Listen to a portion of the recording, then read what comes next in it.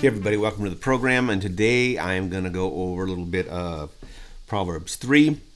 And as a refresher, Proverbs was written mainly by King Solomon, and there are a few other authors, it is believed. And Proverbs 3 has a lot going on. There's a lot that I take from Proverbs 3 in my life. And until I read this, I wasn't really sure that they were all, I knew they were in Proverbs, but I didn't know it was all in one verse. So let's just go through and read some of this, and we'll take it from there. Like I said, I just go off the top of my head. I have a few notes here and there, but most of the time I just go off the top of my head, and let's see just where it takes us. Here we go. Chapter 3. My son, do not forget my law, but let your heart keep my commands. For length of days and long life and peace they will add to you. Let not mercy and truth forsake you. Bind them around your neck. Write them on the tablet of your heart, and so find favor and high esteem in the sight of God and man. Trust in the Lord with all your heart, and lean not on your own understanding. In all your ways acknowledge him, and he shall direct your paths. Do not be wise in your own eyes. Fear the Lord and depart from evil. It will be health to your flesh and strength to your bones. Honor the Lord with your possessions, and with the first fruits of all your increase. So your barns will be filled with plenty, and your vats will overflow with new wine. My son, do not despise the chastening of the Lord, nor detest his correction. For whom the Lord loves, he corrects, just as a father the son in whom he delights. Happy is the man who finds wisdom, and the man who gains understanding. For her proceeds are better than the profits of silver, and her gain than fine gold. She is more precious than rubies, and all the things you may desire cannot compare with her. Length of days is in her right hand, in her left hand riches and honor.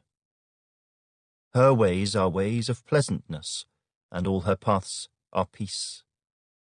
She is a tree of life to those who take hold of her, and happy are all who retain her.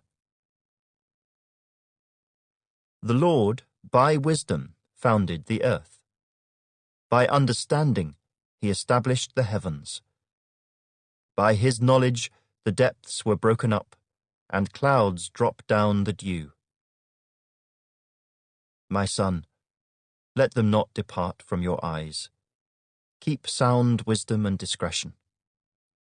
So they will be life to your soul, and grace to your neck. Then you will walk safely in your way, and your foot will not stumble. When you lie down, you will not be afraid. Yes, you will lie down, and your sleep will be sweet. Do not be afraid of sudden terror, nor of trouble from the wicked when it comes. For the Lord will be your confidence, and will keep your foot from being caught. Do not withhold good from those to whom it is due, when it is in the power of your hand to do so. Do not say to your neighbor, "Go and come back, and tomorrow I will give it," when you have it with you. Do not devise evil against your neighbor, for he dwells by you for safety's sake. Do not strive with a man without cause, if he has done you no harm. Do not envy the oppressor, and choose none of his ways. For the perverse person is an abomination to the Lord, but his secret counsel is with the upright. The curse of the Lord is on the house of the wicked, but he blesses the home of the just. Surely he scorns the scornful, but gives grace to the humble. The wise shall inherit glory, but shame shall be the legacy of fools. So there's a lot to pick through here, and there's just so much. I mean, let's just start with: do not strive with the man without cause, if he has done you no harm. Don't be picking fights. Pretty straightforward. If they don't deserve it. But what's funny is, if he has done you no harm. What if he does do you harm? So do not strive with a man without cause. So I assume that if you could defend, you have to be able to defend yourself. Another one is that I pick out of here is: do not withhold good from those whom it is due, when it is in the power of your hand to do so. So actually, that verse right there is part of my book right there. Make your life a whole lot better. Lessons for life. It's actually under a chapter called Tip Your Waiters. So do not withhold good from those to whom it is due, when it is in the power of your hand to do so. What else? There's just so much good stuff in here. My son, this is a good one as a father. My son, do not despise the chastening of the Lord, nor detest his correction. For whom the Lord loves, he corrects, just as a father the son in whom he delights.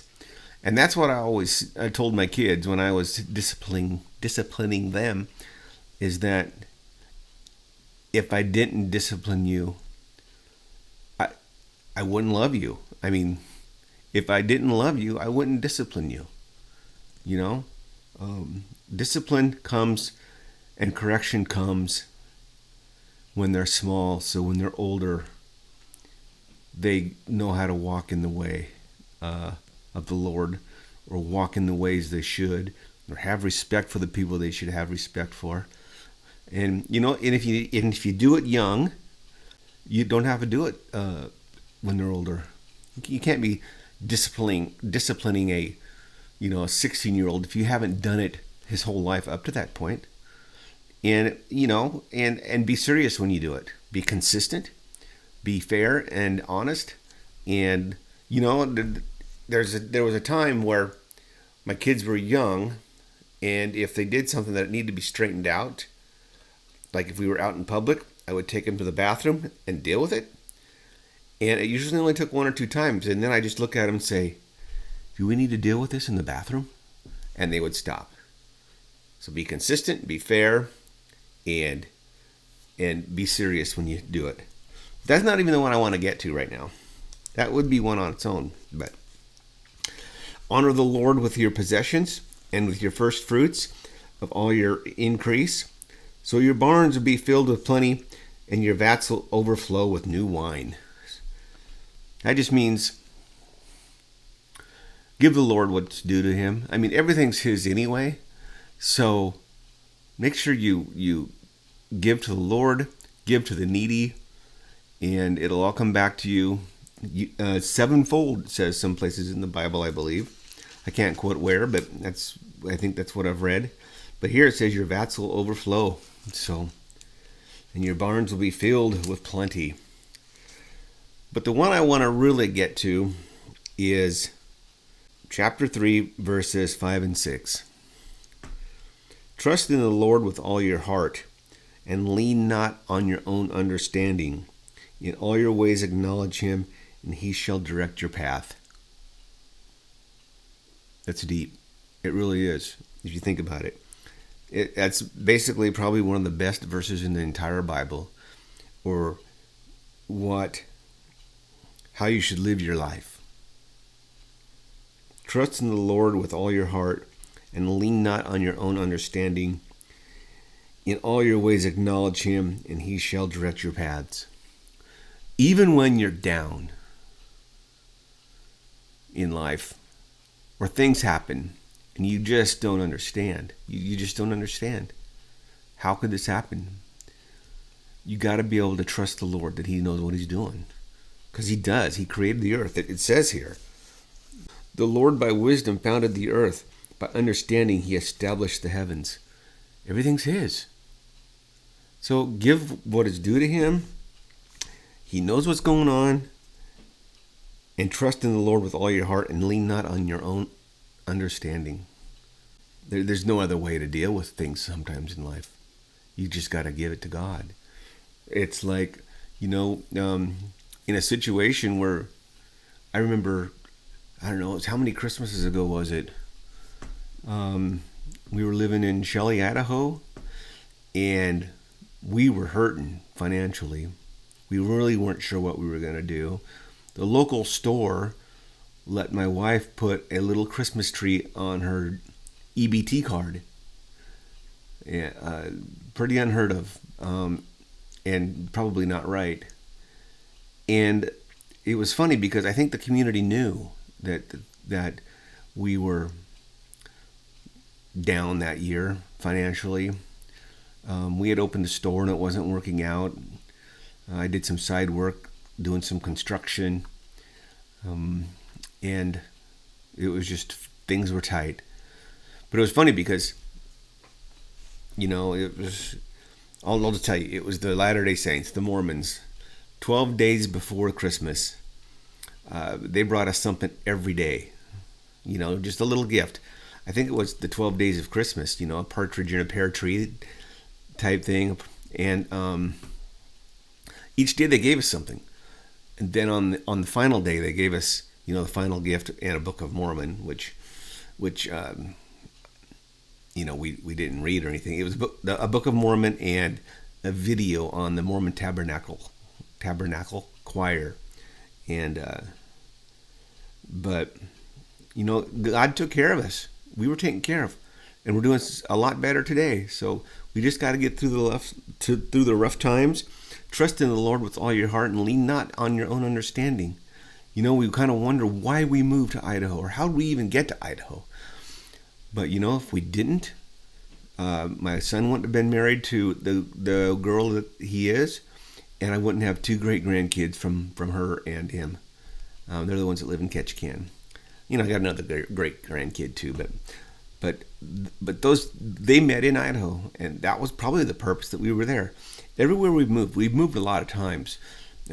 Everywhere we've moved, it seems like there's been a purpose in our lives, and things worked out. So lean not on your own understanding.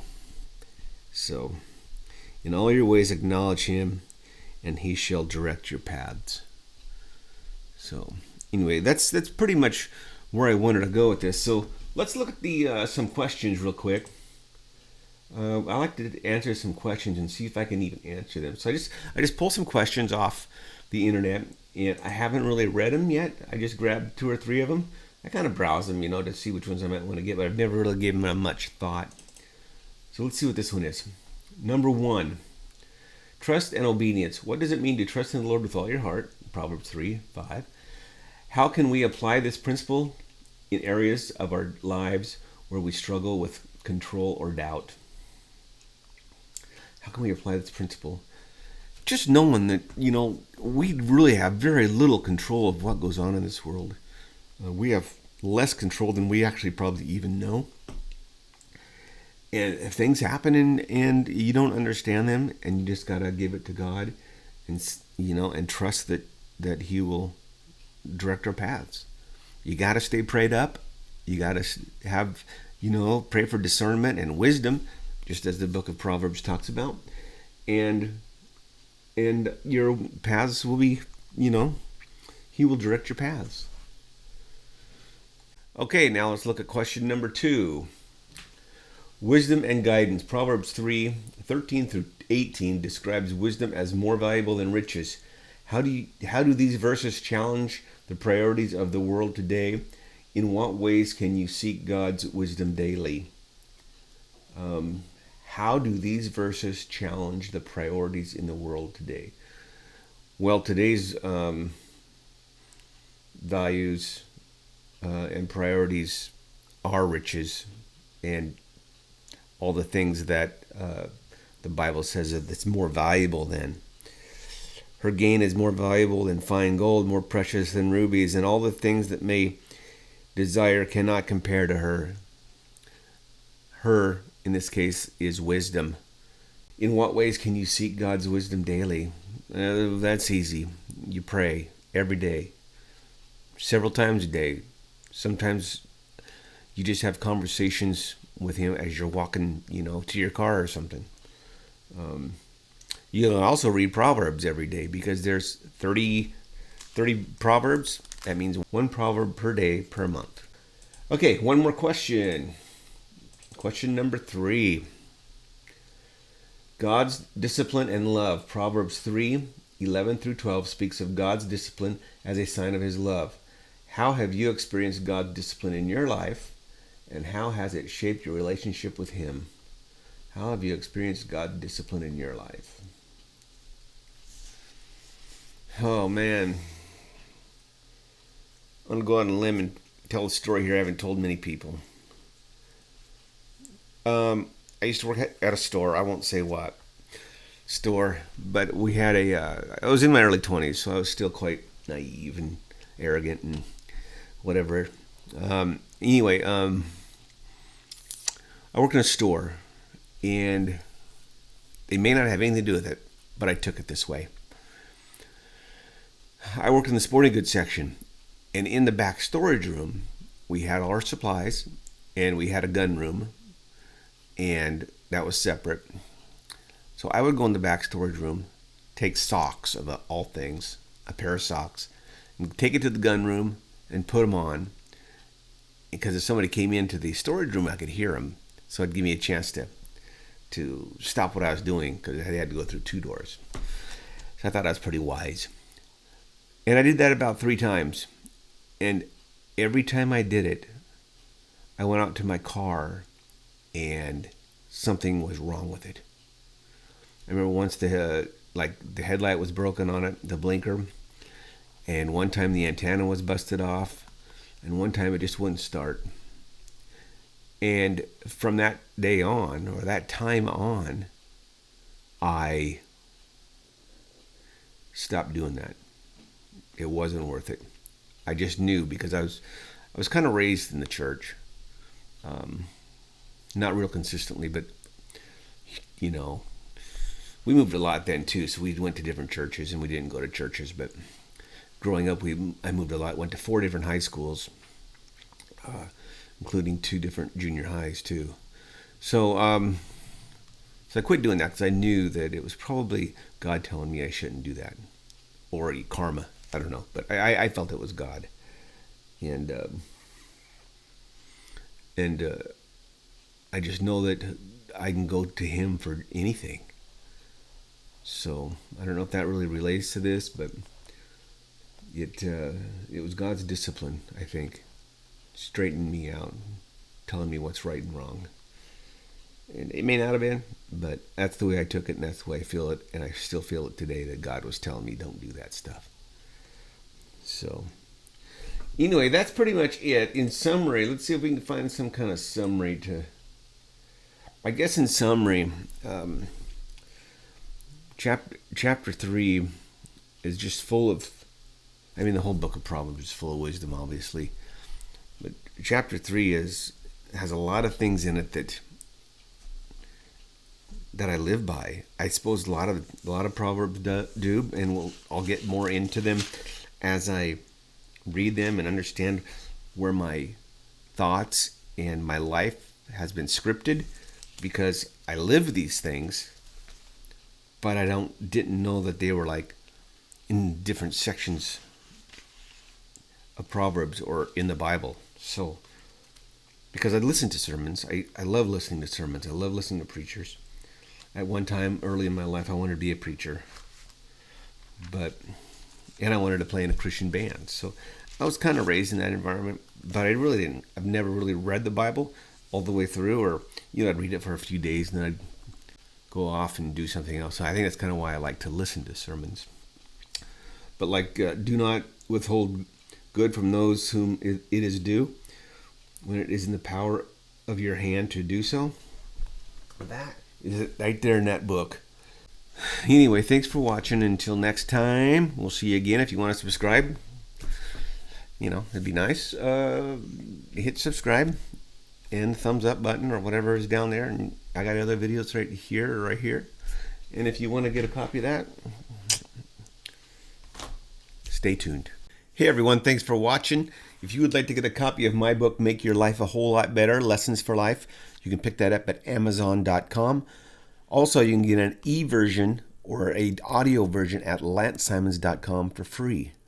So get over there and get signed up and get a free book. Also on lancesimons.com, you can sign up for a free half-an-hour session of life coaching. So get over there and get signed up, get your free book, and until next time, God bless, and we'll see you again.